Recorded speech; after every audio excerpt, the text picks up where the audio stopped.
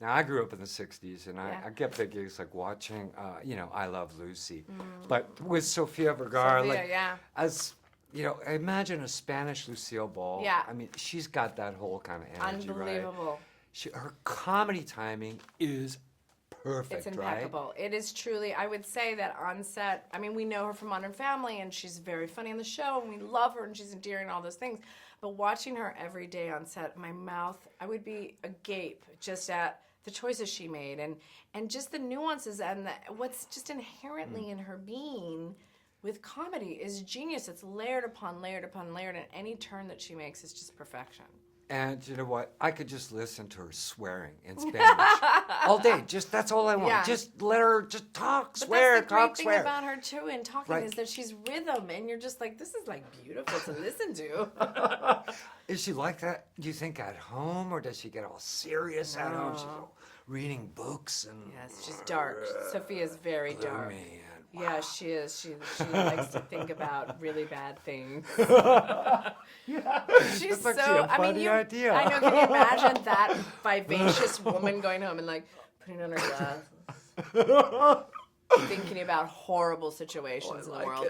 But she, I mean, you've met her. That is who she is. Just now, first Yeah, time I ever, mean, just like ever. I'm like the biggest fan in the world from Modern Family, and I'm she's just so like easy amazed. and so delightful and so Absolutely, comfortable and wow. so aware of herself in such a great way. There was actually a line in the movie that she said something. I thought, as a journalist, I should probably write it down, type it down. I pulled out my typewriter at the cinema. Clickety-clack. Bling! And of course, I forgot about the idea. Blank. Don't know. She said something great Yeah, about that. couldn't Like, hear it. be yourself, own yourself, Oh yeah, own yourself. in the back of your or truck. Yeah, Own yourself. Yeah, that's own right. And I thought that you applies gotta to own her. it. Yeah, exactly. Well, let's talk about Reese. Who is that? She, a little munchkin. She's so cute. Tell me what quality she brought to this film that maybe surprised you.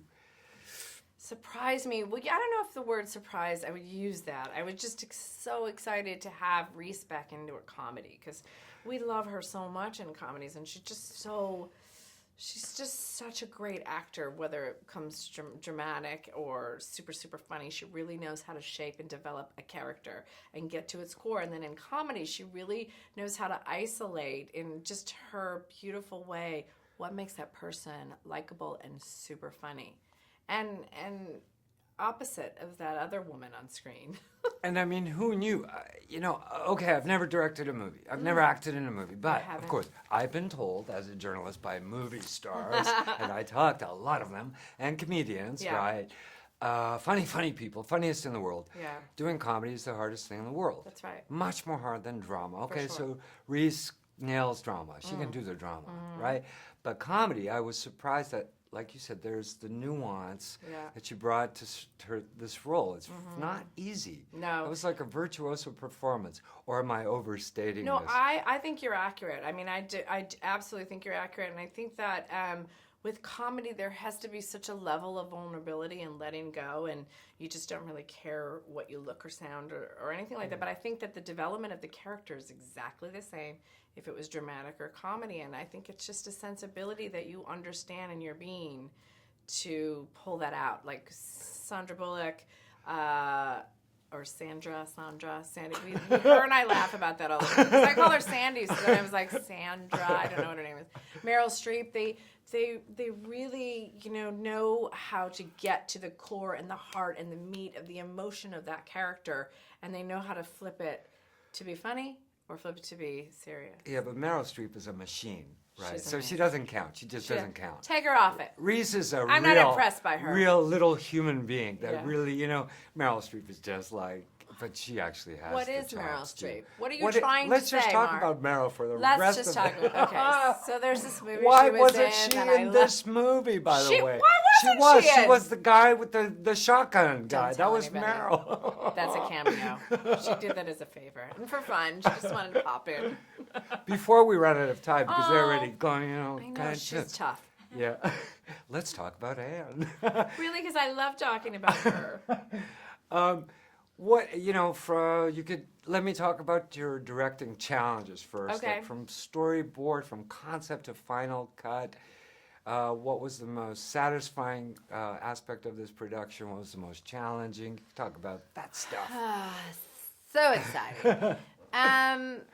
The most rewarding, did you use that word? Sure. Yeah, I did. Or fulfilling? I can't fulfilling remember what the for word you yeah. said. Getting to the end is what is so fulfilling. Making sure that we got to stay really real and grounded, and the most important in this silly comedy, and this crazy comedy, we got to stay a little grounded. We kept the women in a real place, and the shooting scene, the shootout in the opening of the movie, I love. The bus scene where I could keep the girls actually in the bus as it was traveling. That was incredible. And all you do is say, this is what I want.